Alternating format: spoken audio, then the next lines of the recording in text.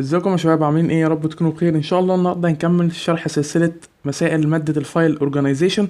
كنا شرحنا المره اللي فاتت اول نوع، وهو اللي كان بيتكلم عن العلاقه ما بين السي بي يو والرامات واي سكند ستورج، وكنا اتكلمنا بالاخص عن الديسك. المره دي ان شاء الله هنتكلم عن حاجه عندي اسمها البي 3. طيب ايه البي 3 دي؟ فالبي 3 دي هيكل البيانات، يعني داتا ستراكشر بتحل لي المشكله لبطء الديسك، اللي انا عايز اجيب اي معلومات من الديسك وعايز انظم البيانات والحاجات اللي جوه. وطبعا هدفنا في البي 3 ان احنا نخلي الشجره تكون عريضه وقصيره مش طويله، علشان نقلل عدد مرات اللي انا اروح اجيب بيانات اكسس ديسك، اللي انا اجيب اي بيانات من الديسك. وده هدفنا. ان شاء الله هنشرح نوع المسائل فكره اتنين يعني، او النوع التاني، وان شاء الله نبسط الدنيا على قد ما نقدر. طيب زي ما قلنا يا شباب، البي 3 هي طريقه لتنظيم البيانات او الداتا في الهارد ديسك، عشان نتغلب على مشكله ان الهارد ديسك بطيئه جدا. فدي بتحل لي المشكله. هي الفكره ان السي بي يو بيكون عندي سريع جدا، فالحل ان البي 3 يعني هي عامه البي 3 بتخلي الشجره عريضه وقصيره، وده هدفنا عشان نقلل زي ما قلنا اللي احنا ديسك اكسس، اللي احنا نروح المشاوير نجيب اي معلومات من الديسك. فدي هدفها. فاحنا عارفين ان الهارد ديسك اصلا بطيء جدا، والسي بي يو سريع جدا، فما ينفعش يتعاملوا مع بعض، بيكون في وسيط ما بينهم زي ما قلنا اللي هي الرامات. اول حاجه عندنا اول حاجه في الشجره بتكون حاجه اسمها الروت. والروت ده عامه بيبقى مكون من نود واحده، وبيكون في ليفل 1. الروت ده ممكن يتخزن في الرام وممكن يتخزن في الديسك، وطبعا لما بيتخزن في الرام بيقلل عدد الاكسس اكتر. ودي الحاجات الحديثه، او في حديثا يعني الروت ان هو بيتخزن في الرام. زي ما قلنا ان هي بتكون اول نود في قمه الشجره، والنود دي بتكون نقطه البدايه لاي عمليه بحث. يعني انا عشان اعمل اي عمليه بحث او عايز اي معلومات من الديسك، لازم اول حاجه ابدا بيها اللي هي الروت، او اعدي على الروت اللي هي اول نود في قمه الشجره. طيب عندي مصطلح تاني اسمه الديسك بلوك. الديسك بلوك ده هو يعني هي وحده تخزين على الهارد ديسك، ليها مساحه ثابته. ووحده التخزين دي عامه، انا عندي الديسك بلوك دي، كل ديسك بلوك بيكون جواه نود واحده. طب النود دي بتتكون من ايه؟ النود دي بتتكون من حاجتين. النود بتتكون من حاجه اسمها كي، او كي يعني، بتتكون من حاجه اسمها بوينتر. بوينتر ده عشان بيشاور، والكي برضو اللي هو اي دي او حاجه مميزه، عشان لو عايز داتا بعد كده بروح لها على طول. زي ما قلنا ان النود ده هو مفهوم برمجي بيتكون من كي بيحتوي على قيم ثابته للبحث، او الاي دي يعني. هي مش قيم، هي اي دي، حاجه زي الاي دي كده. والبوينتر عشان يشاور الاسهم، السهم اللي بيشاور على النود اللي بعده، او الديسك بلوك اللي بعده. بعد كده عندي حاجه اسمها ليف نود. ليف نود دي هو اللي بيكون في الليفل الاخير. يعني الليف نود دي بتكون عامه في الليفل الاخير من الشجره، ودي بتكون بتحتوي على الريكوردز او الداتا اللي فيها البيانات، وده اخر ليفل عندي في الشجره. بعد كده عندي حاجه اسمها فان اوت. فان اوت دي بنرمز بيها بي. يعني ايه بي؟ بي ده اللي هو عامل التفرع. يعني بي ده اسمه عامل التفرع، اللي هو كل نود ممكن يطلع منها كام سهم يشاور على ديسك بلوك تاني مثلا. هو اقصى عدد من الفروع اللي يقدر يطلع من النود الواحده. طبعا ده بنجيبه في حل المسائل. زي ما قلنا كل ما البي بتزيد، او عامل التفرع او عدد الفروع اللي طالع من كل نود بيزيد، فكل ما الشجره تكون عريضه او تكون قصيره. وده هدفنا، قصيره عشان تاخد وقت قليل كوقت يعني، وعريضه علشان تشيل معلومات كتيره وتكون قصيره كوقت. طيب نيجي لجزء القوانين. انا عارف ان في كلام نظري كتير، طبعا الكلام ده كله هيتفهم لما يعني او يتاكد عليه اكتر ونفهمه اكتر لما نبدا حل الامثله. ماشي، نيجي ندخل في جزء القوانين. اول حاجه انا عندي حاجه اسمها بي بيطلبها مني في المسائل. فالبي دي بتساوي البلوك سايز، ولازم البلوك سايز يكون حجمه بالبت. هو يجيبه لي في المسائل ممكن حجم مختلف عشان احوله، ففي الاغلب بيجيبه بالكيلو بايت، فانا بحول من الكيلو بايت للبايتس يعني على ارتفاع الشجره. فانا عندي كذا طريقه عشان اجيب ارتفاع الشجره. اول طريقه اللي انا اجيب لوغاريتم البي للنمبر اوف ريكوردز. نمبر اوف ريكوردز دي اللي هي ان اللي هو بيدال في المساله. طبعا هنا يعني هو القانون ده جربته في كل الامثله اللي عندنا، فبيطلع معايا قيم صحيحه، بس هو بينفع في اغلب المسائل. بس انا من رايي يعني بفضل الطريقه اللي احنا نحسب بالليفلات. بنشوف كل ليفل، بنشوف عندي كام ريكورد، وبقسم على معامل التفرع، وهنشوف طبعا في المسائل. فاحنا عندنا عامه في ليفل 1 على طول بيكون موجود واحد نود اللي هو بتاع الروت، وليفل 2 بيشيل بي من النود زي ما احنا قلنا، لان احنا قلنا مثلا انا عندي الروت ليفل 1، ليفل 2 بيكون طالع منه البي. طب البي ده اللي هو عامل التفرع اللي احنا بنجيبه، احنا جبناه فوق، لو افترضنا مثلا عندي ان البي طلعت ب 512، معنى كده ان الروت طالع منه 512 نود. بعد كده بيقول لي ليفل 3 بيكون بي اس 2 من النودز، يعني من النود عندي بيطلع عندي 512، فهنضرب 512 في 512، احنا قلنا اعتبرنا رقم يعني. ماشيين بالتعبير الاكسبوننشال، يعني هنا قلنا ان فوق بتبقى واحد، بعد كده بي، بعد كده بي تربيع، بعد كده بي تكعيب، وهكذا يعني. فليفل 4 بيشيل بي تكعيب من النود.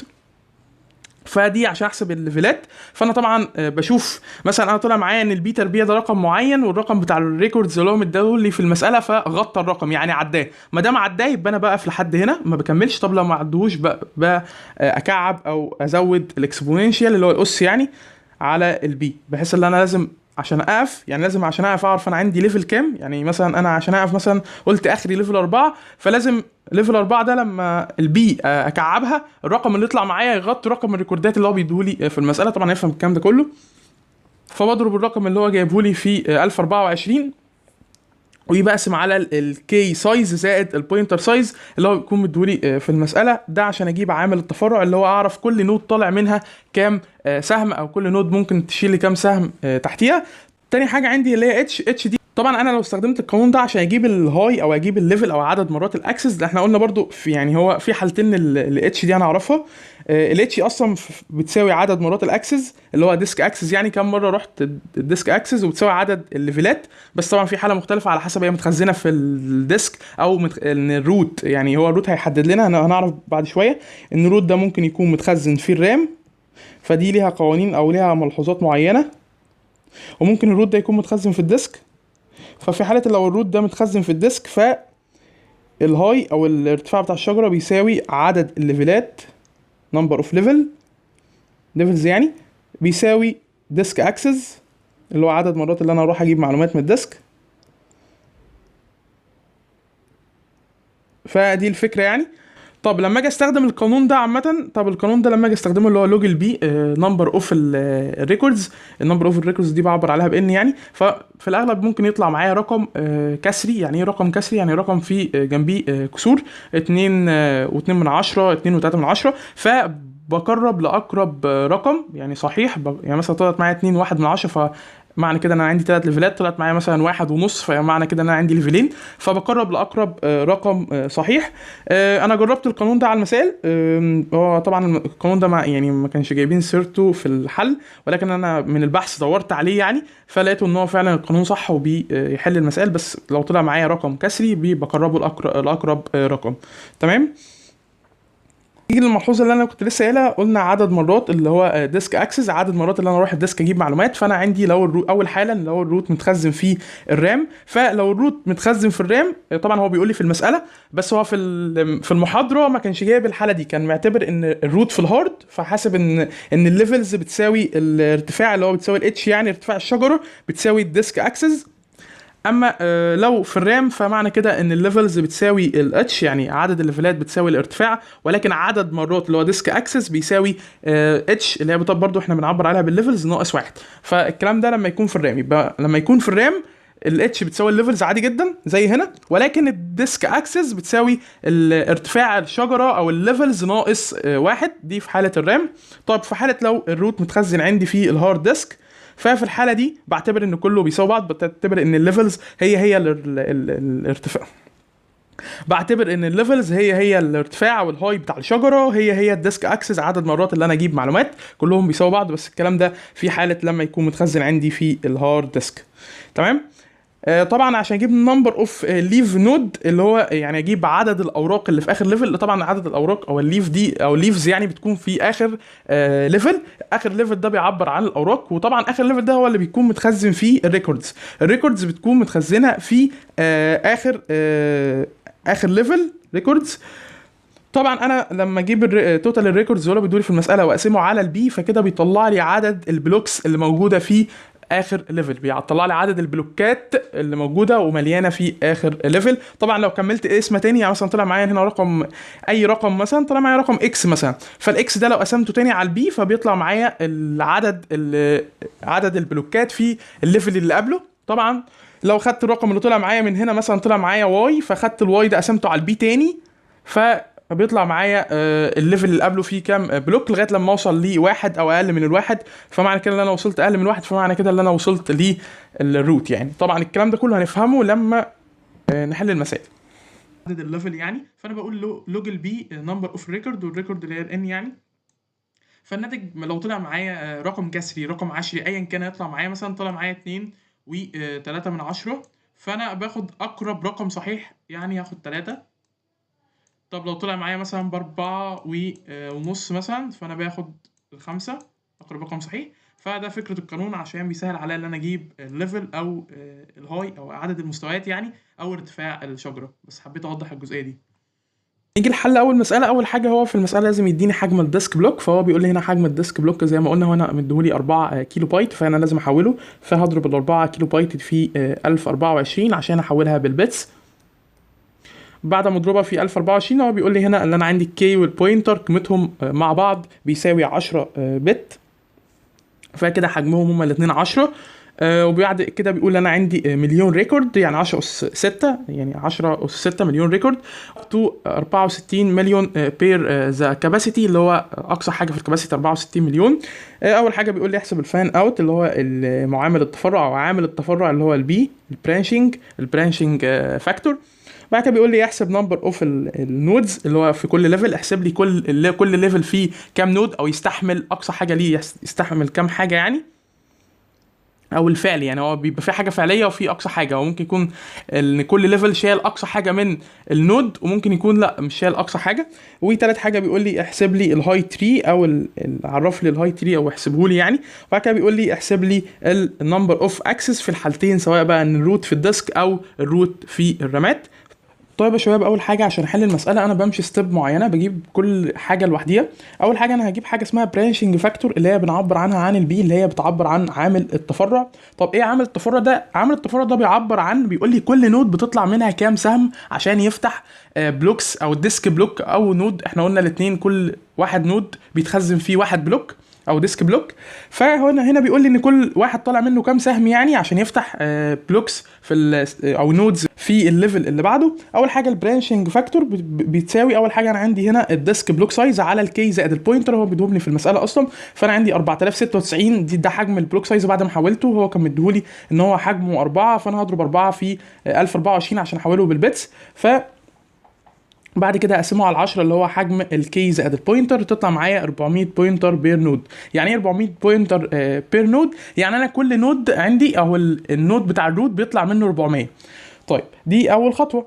تمام، يبقى انا كده جبت البرانشنج فاكتور. كده انا عندي ان اول حاجه اللي هو الروت بيطلع 400 سهم، او بيطلع 400 سهم. ال 400 سهم دول بيفتحوا 400 ديسك بلوك. تمام، طب هنعمل ايه بعد كده؟ بعد كده هنجيب، انا عندي كذا طريقه عشان اجيب انا عندي كام ليفل في المساله. طيب انا عندي هنا كام ليفل؟ الليفلات دي بتعبر عنها اللي هو الهاي، يعني اللي هو ارتفاع الشجره كام. اول طريقه اللي انا اجيب لوغاريتم، يعني اول طريقه عندي اللي انا اجيب لوغاريتم للبي لنمبر اوف ريكورد. طب انا عندي هنا اللوغاريتم للبي. طيب اللوغاريتم للبي انا عندي البي طلعت معايا ب 400، يبقى انا هجيب لوج ال 400 والنمبر اوف ريكورد 10 اس 6 يعني اللي هي المليون يعني. فلو عملناها على الآلة هتطلع معايا، لو كتبنا لوج لل 400 ل 10 اس 6 اللي هي المليون، فتطلع معايا على الآلة 2.3. طيب احنا قلنا لما يطلع معايا رقم عشري او كسري ايا كان يعني، بقربه لاقرب رقم صحيح، ف2 و3 اقرب رقم 3، فطلعت معايا ان الليفلات بتساوي 3. دي طريقه وهي فعاله في اغلب المسائل، وانا جربتها على المسائل اللي موجوده عندنا في المحاضرات، فكانت تمام واتاكدت من القانون يعني بعد ما بحثت عليه. طيب في طريقه تانية اللي هي اللي انا بشوف الاكسبوننشال بتاعه البي. طيب احنا قلنا اول حاجه اكسبوننشال بي، اول حاجه الروت بيكون في المستوى الاول يعني الروت. او الطريقه الثانيه عشان اعرف عندي كام ليفل، فالطريقه برضو شغاله معانا تمام، اللي هي اللي انا بشوف الاكسبوننشال اللي احنا قلناها فوق. احنا قلنا اول ليفل اللي هو بيكون فيه الروت، وبعد كده بنقول بيطلع منه الروت ده بيطلع منه بي ده اللي هو عامل التفرع يعني، اللي هو عندي هنا في المساله ب 400. وبعد كده البي بخليها بي تربيع، وبعد كده البي بخليها بي تكعيب. طب بقى في امتى يعني ببطل ازود على الاس واحد امتى؟ ببطل ازود على الاس واحد امتى؟ لما الرقم اللي هيطلع معايا مثلا يغطي الرقم اللي هو مدولي كريكورد. يعني مثلا انا طلع عندي بي اس 3 دي طلعت معايا مثلا ب 100 مليون، والريكوردات عندي ب 50 مليون، فتمام خلاص كده انا هقف مش هكمل. اما مثلا لو طلع عندي مثلا ان الريكوردات مثلا ريكوردات ب 100 مليون، وطلع معايا ان البي اس 3 طلعت معايا ب 50 مليون، لا هكمل بي اس 4، عشان لازم الرقم الاكسبوننشال بتاع البي اللي هيطلع معايا يتخطى عدد الريكوردات. طيب هنيجي نجربها هنا. اول حاجه انا عندي البي، فالبي 512، فهنقول 512 في 512 يعني اول مستوى عندي اللي هو البي. اول حاجه احنا قلنا الروت بيطلع منه بي، يعني الروت بيطلع منه بي. تمام. طيب البي هيطلع منها بي تربيع. طيب البي تربيع عندي هنا في المساله كام؟ احنا قلنا ان البي ب 400، يبقى البي ب 400. طيب البي تربيع هتطلع معايا بكام؟ البي تربيع هتطلع معايا، قلنا 400 في 400 تطلع معايا ب 160,000، فدي هتطلع معايا ب 160,000، نعبر عنها ب 160 يعني. تمام، 160,000.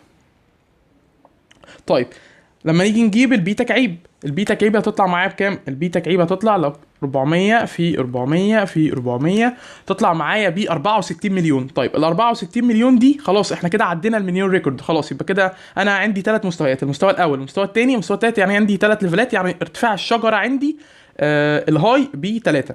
فدي عندي الطريقه بتاع اللوغاريتم، عندي الطريقه ديت، والطريقه طبعا الطريقه اللي موجوده في المحاضرات هي الطريقه اللي احنا لسه قايلينها، اللي هو بيقعد يضرب الليفلات في بعض. فدي طريقه. برضو في طريقه تانية برضو، اللي انا باخد الرقم الريكورد اللي هو انا عندي هنا الريكورد ب 10 اس 6، فبقعد اقسم ال 10 اس 6 على البي لغايه لما توصل معايا الواحد او اقل من الواحد، وبعد الليفلات اللي طلعت معايا او بعد الارقام، فدي بتعبر عن عدد الليفلات. يعني انا عندي هنا 10 اس 6، فاقسمها على البي تطلع معايا اول مره لو قسمت 10 اس 6 على البي اللي هي عامل التفرع اللي هي 400 تطلع معايا ب 2500، فده اول ليفل. بعد كده اخد ال 2500 اقسمها على البي تاني. طيب البي قلنا ب 400 تطلع معايا ب 625 يعني 7، لازم نقربها تطلع معايا ب 7. بعد كده لما اجي تاني مره طلعت معايا ب 7، نكتبها مثلا هنا اللي هي معنى كده ان ليفل 2. طيب ليفل 3 اللي هو هنا بقى هيعبر عن الروت. ليه هيعبر عن الروت؟ لو انا خدت الرقم ده اللي هو السبعة وقسمته على 400 فهيطلع معايا رقم اقل من الواحد، فمعنى كده ده بيعبر عن الروت. فكده عندي ليفل هيطلع ده الروت. يبقى كده هنقف هنا عشان الرقم اللي طلع معايا اصغر من الواحد، فبنقف عند ليفل 3. فكده طب برضو المساله طلعت معايا 3 ليفلات. طب الرقم اللي بيطلع معايا اللي هو 2500 ده بيعبر عن ايه؟ والسبعه دي بتعبر عن ايه؟ الحاجات دي بتعبر عن انا دلوقتي عشان اعرف انا دلوقتي عندي كل ليفل ليه كباسيتي معينه عشان يخزن فيها. طيب الكباسيتي المعينه دي في الكباسيتي القصوى اللي هو اكتر حاجه ممكن يخزنها اللي هو الحد الاقصى يعني، وفي حاجه اللي هي الكباسيتي الفعاله اللي هي موجوده الوقت اللي انا ماليها. طب في المساله هنا انا عشان اجيب الكباسيتي الفعاله اللي هي البلوكات اللي انا ماليها، اللي انا عندي 64، هو بيقول لي اقصى حاجه 64 مليون. يعني انا عرفت ازاي ان هي 64 مليون؟ احنا حسبناها، مش احنا قلنا ان بي اس 3 طلعت معايا ب 64 مليون ده اقصى حاجه. فدي ان ال 3 دي 64 ممكن تشيل 64 نود. تمام. بس انا في المساله هنا هستخدم 1000 ريكورد قصدي مليون ريكورد بس، فانا هستخدم منها المليون ريكورد بس، مش هستخدم ال 64 مليون يعني. فانا دلوقتي علشان احسب كل ليفل فيه كباسيتي كام فعاله، يعني هو الوقت شايل كام، هعمل ايه؟ هجيب ال 10 اس 6 اللي هو مداري في المساله اللي هو عدد الريكوردات، واقسمها على البي. فاحنا قسمناها فوق طلعت معانا 2500، فكده انا عندي ليفل 3 في 2500. هاخد الرقم ده اقسمه على البي تاني، هيطلع معايا بالتقريب هيطلع معايا ب 7. تمام. يبقى كده انا عندي ان الليفل 2 عندي بس 7 بلوكات هي اللي مليانه من الكام؟ من ال 400. احنا قلنا ليفل 2 كان فيه 400، وليفل 3 كان فيه 160 الف بلوك. فال 160 الف انا عندي الساعه المليانه منهم 2500 بس. طيب نيجي لي ليفل 1، احنا قلنا اللي هو بيعبر عن الروت، فدي اللي هو نود واحد، يعني احنا قلنا كل نود واحده بتعبر عن ديسك بلوك واحده. تمام تمام، دي الفكره، يا رب تكونوا فهمت الجزئيه ديت عشان بتلخبط. بعد كده هو هنا بيشرحها، يعني بيقول ان ليفل 1 بيعبر عن الروت نود، وكل الروت نود اللي هو ان الروت بيعبر عن نود واحده يعني ديسك بلوك واحد.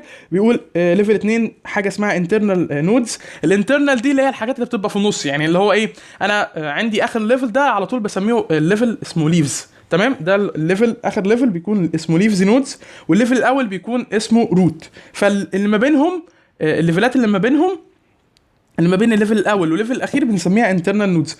تمام، هو هنا بيقول لي 400، فانا عندي هنا 400 نود. فلو انا اول حاجه يعني احنا عايزين كده نوضحها علشان تكون باينه معانا. انا عندي الروت هيطلع عندي كام؟ الروت هيطلع عندي هو نود واحده، يعني الروت ده بيعبر عنه بنود واحده. تمام، واحد نود. فالروت هيطلع معايا بي، ايه بي ده اللي هو عامل التفرع، فهيطلع معايا 500، هيطلع معايا قصدي 400 سهم. طيب ال 400 سهم دول اللي هيطلعوا معايا هيفتحوا معايا 400 ديسك بلوك او 400 نود، يبقى يفتحوا معايا 400 ديسك بلوك او نود. يعني هما الاثنين احنا قلنا كل واحد ديسك بلوك بيساوي واحد نود، لان اصلا الواحد نود بيتخزن في واحد ديسك بلوك. تمام، فانا طلع معايا ال 400 سهم فتحوا معايا 400 ديسك بلوك. طيب ال 400 ديسك بلوك دول كل واحد منهم، يعني ال 400 ديسك بلوك دول كل واحد منهم هيطلع 400 سهم. يعني كل واحد منهم، انا عندي 400 ديسك بلوك، كل ديسك بلوك او كل نود هتطلع 400 سهم. فمعنى كده اللي انا عندي 100، احنا قلنا 400 في 400 بكام؟ قلنا 400 في 400 ب 160 الف سهم. تمام، يعني ال 160 الف سهم دول هيفتحوا 160 الف بلوك، وده هو بيكون الليفل الاخير اللي هو انا ال 160 الف بلوك دول. اصلا اخر ليفل ده ما بيطلعش منه اسهم، لان هو بيتخزن فيه الريكوردات دي اللي هي الداتا. فال 160 اصلا اللي هو اخر هيطلع معايا 160 الف بلوك، فدول اللي هيتخزن فيهم المليون ريكورد، هيتخزن في ال 160 الف بلوك. تمام، دي فكره الموضوع عامه، بس فهم عميق شويه. احنا قلنا فكره الاسهم بس، يعني انا دلوقتي الاسهم كلها، يعني مثلا نراجع الحته دي تاني. احنا قلنا الروت بيكون بيعبر عن واحد نود. تمام، فالروت بيطلع بي، البي ايا كان البي ده عندي كام، فالبي ده مثلا عندي في المساله هنا بي 400، فالروت هيطلع 400 سهم. طيب كل سهم هيفتح واحد بلوك، احنا قلنا يبقى ال 400 يعملوا لي 400 ديسك بلوك او 400 نود. طيب كل نود هتطلع 400، يعني كل نود من ال 400 هتطلع 400، فمعنى كده 400 ب 160 الف. فدي فكره الموضوع. طيب احنا كده جبنا كام ليفل عندي في المساله، وجبنا الكباسيتي بتاعت كل ليفل. طب انا بعرف الحد الاقصى للكباسيتي ايه؟ احنا عرفنا طبعا الحد الفعلي للكباسيتي بنجيبها ازاي، بنقسم الريكورد اللي عندي على البي، لحد بقعد اقسم الريكورد عندي على البي، والناتج اللي يطلع معايا اقسمه على البي تاني، والناتج اللي يطلع معايا اقسمه على البي تاني، لغايه لما يجي معايا لغايه الواحد او اقل من الواحد. فكده ده ليفل الروت، واشوف كام ليفل عندي وبعدهم. دي عشان اجيب الساعه ممكن اجيب منها حاجتين. يعني انا الحركه اللي انا بعملها بقعد اقسم على البي دي، ممكن اجيب بيها عندي كام ليفل في المساله، غير الطريقه اللي احنا جبناها بتاع اللوج، والطريقه الثانيه اللي انا بقعد اربع او بكعب، يعني على حسب هيغطي معايا الرقم ولا لا. والطريقه الثانيه احنا قلنا الطريقتين، يعني قلنا الحاجتين اللي ممكن نجيبهم من الطريقه اللي انا بقعد اقسم بيها، اللي انا بقسم على البي، فانا بجيب منها حاجتين، ممكن اجيب منها الليفل، وممكن بجيب منها عدد كل بلوك او العدد الفعلي لكل بلوك في كل ليفل. تمام تمام. طيب بعد كده هنجيب ايه في المساله؟ بعد كده هنجيب في المساله، هو كان عايز الهاي، فاحنا قلنا ان الهاي اللي هو الهاي هنا بيساوي اللي هو الاتش، يعني فبيساوي عدد الليفلات. فانا كان عندي في المساله 3 ليفلات، فمعنى كده ان الشجره ارتفاعها 3. طيب تعالى الجزئيه دي عايز الديسك اكسس. احنا قلنا عندنا حالتين، عندنا اول حاله لما يكون في الديسك، وتاني حاله لما يكون الروت في الرام. يبقى اول حاله لما الروت يكون في الديسك او الرام. طيب لما الروت يكون في الديسك فكله بيساوي بعضه، يعني الاتش بتساوي الليفلز بتساوي ديسك اكسس. تمام، كلهم بيساوي بعض. يبقى انا عندي الديكس اكسس ب3، كل الليفل ب3، الارتفاع ب3، كل حاجه ب3. طيب لما يكون في الرام فمعنى كده ان انا عندي 3 ليفلات، الاتش هتساوي الهاي يكون عندي عايز اجيب الديسك اكسس لما يكون عندي الروت في الرامات، فالروت في الرامات فمعنى كده ان انا هيساوي اتش ناقص الواحد، او عندي الليفل ناقص الواحد، فانا كان عندي هنا دول بتلاتة، فمعنى كده ديسك اكسس هتطلع باتنين، وده طبيعي اصلا لان الروت بيكون متخزن في الرام، فانا عندي اصلا الليفلات لو عندي 3 ليفلات فهحوش منهم الروت فيتفضل معايا اتنين. الكلام ده لو في الرامات، تمام، لان الروت بيكون متخزن في الرام فبخصمه على طول من الليفلات اللي عندي. تمام، ده حل المساله، خطوات مشينا عليها ثابته. الحته اللي هنا يعني في كذا طريقه، الحته دي اللي هنا دي عشان ما اتلخبطش دلوقتي، بس نلخص في حته كده عايزين نلخصها دلوقتي. انا عشان اجيب الهاي او ارتفاع الشجره او عندي كام ليفل، فليها كذا طريقه، يعني ليها كذا طريقه. اول طريقه ممكن اجيب اللوغاريتم، اول طريقه عندي اجيب اللوغاريتم للبي للنمبر اوف ريكورد، نمبر اوف ريكورد دي بتجيب لي عدد الليفلز، فمعنى كده ان انا جبت الاتش. تمام، عندي طريقه تانية اللي انا تاني طريقه يعني اللي انا هاخد عندي النمبر اوف ريكورد اللي هو الار، يعني دي بتعبر عن الريكورد، هقسمها على البي. تمام، الرقم اللي هيطلع عندي ده هيطلع معايا رقم معين، هيطلع معايا رقم، هاخد الرقم ده اقسمه على البي تاني، بعد كده الرقم اللي يطلع معايا رقم برضه، الرقم ده هقسمه على البي تاني، لغايه امتى بقى هوقف؟ امتى هوقف؟ لحد لما الرقم اللي يطلع معايا يكون اقل من واحد او يساوي الواحد، فاعرف ان ده على طول الليفل بتاع الروت، واعد كده طبعا انا جبت كام رقم قبل كده واحسب الليفلات، ومن دي برضو ممكن احسب كل ليفل فيه كام بلوك. يعني انا قسمت هنا الار على البي فبتطلع معايا برقم، الرقم ده اللي هو الماكسيمم بلوك في اخر ليفل اللي هو الليف نودز اللي هو اخر ليفل، يعني ليفل الاوراق بيطلع معايا كام بلوك، ده البلوكات الفعليه. تمام، ولما بقسم تاني بيطلع معايا الليفل اللي قبله، الساعه بتاعه الفعليه للليفل اللي قبله، وبعد كده لغايه لما اوصل الى الروت. تمام تمام.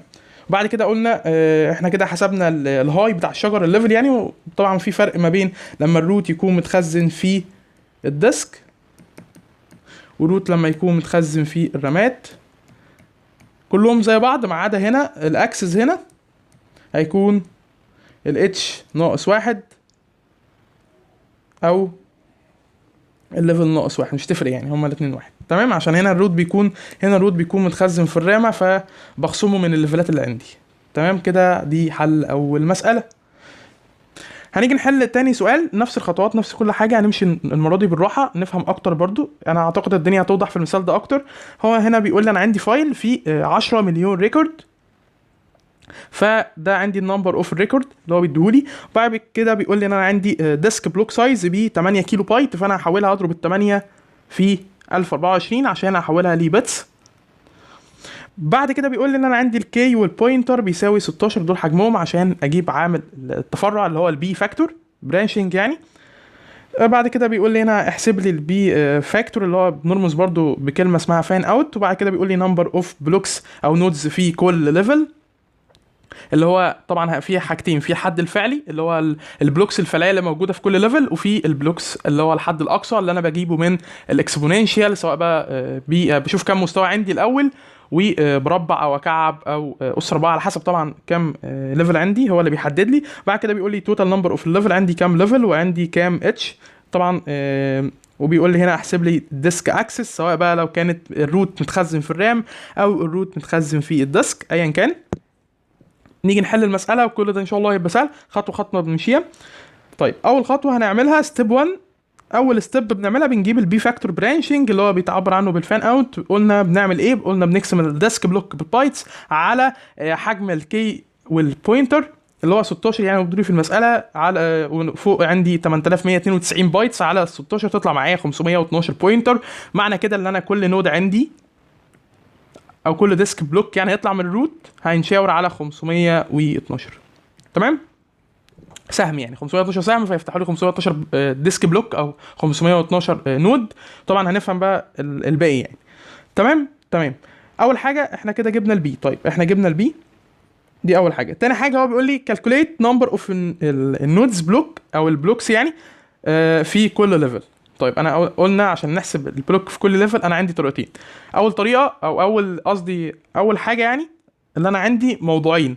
اول موضوع لما يكون هو عايز هنا الحاجه الفعليه، البلوك الفعليه اللي موجوده في كل ليفل الفعليه، مش عايز الحد الاقصى او اقصى حاجه. طب تعالى نجيب اقصى حاجه بنجيبها ازاي؟ اقصى حاجه قلناها اسهل طريقه بنجيبها بالاكسبوننشال.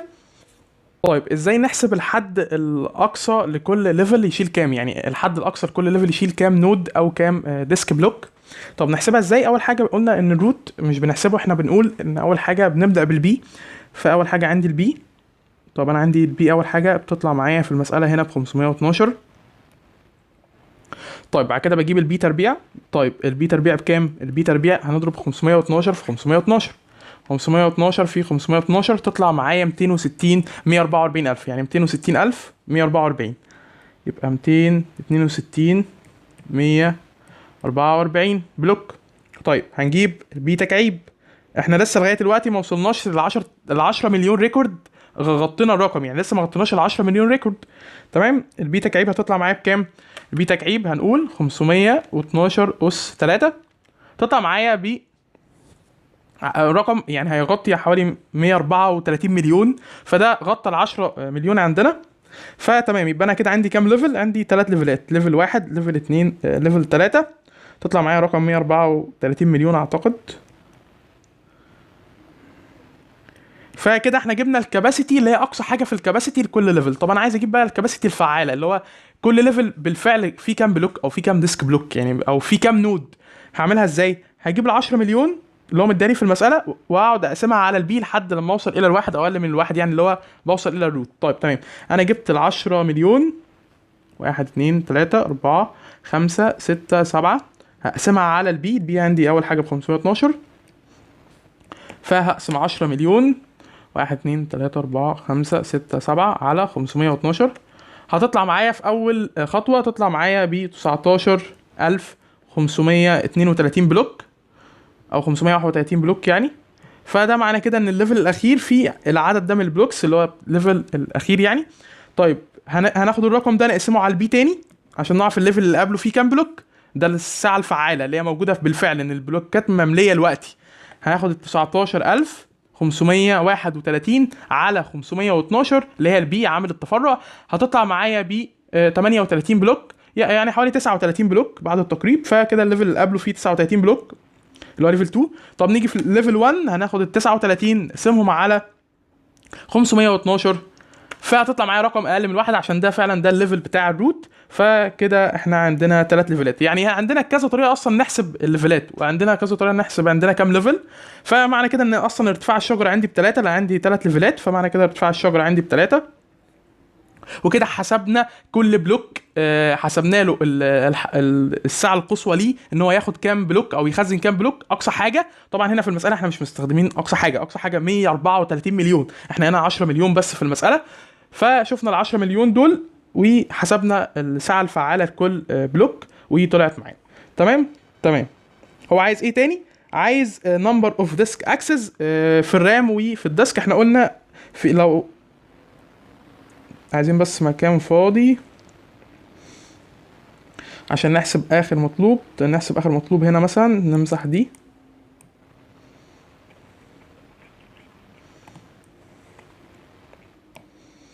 اول حاجه انا عندي ان الاتش طلعت معايا، ارتفاع الشجره طلعت معايا ب3، وعندي الليفل عندي 3 ليفلات. فمعنى كده ان في الحاله الاولى لما يكون في الديسك تمام هيساوي عندي الاكسس هيساوي 3 مرات، معنى كده ان انا اروح 3 مرات. طب في حاله الرام بقى، في حاله الرامات هيكون برضو عندي الاتش ب3 والال ب3، ولكن ديسك اكسس هتطلع معايا ب2 لان الروت بيكون متخزن في الرامات، فبخصمهم من الليفلات اللي عندي بتطلع معايا ب2. فكده اعتقد كده حلينا المساله، جبنا توتال نمبر اوف ليفلز، جبنا كل ليفل فيه كام بلوك سواء بقى الحد الاقصى ليه او الفعال اللي هو الفعلي يعني، والفان اوت جبناها ونمبر اوف ديسك جبناها. فكده دي حل المساله خلصت. هنا بقى الخطوات يعني زي ما قلنا اللي احنا قلنا لما قسمنا ال 10 مليون على 512 طلعت معايا 19 532 بلوك في اخر ليفل. ده بيكون ليفل 3 اللي هو بيبقى فيه ليفز الاوراق. طبعا احنا عندنا ال 10 مليون ريكورد متخزنين هنا في اخر ليفل. ليه؟ لان ده اللي بيتخزن فيه داتا يعني. بعد كده عندنا قسمنا الرقم ده على نفس الكلام، قسمنا الرقم ده على 512 طلع معايا 39 بلوك، ده ليفل 2. وبعد كده اللي متخزن بالفعل في ليفل 2 39 بلوك. وبعد كده الليفل بتاع الروت في 1 بلوك روت اللي هو نود 1 يعني. احنا قلنا كل بلوك بيديني 1 نود. تمام كده. كده دي فكره المسائل، فكرتها لذيذه. احنا قلنا خطوات ستيبس بنمشي عليها. اول حاجه بنجيب عامل التفرع اللي هو البي، عايزين بس نلخص الكلام اللي احنا قلناه.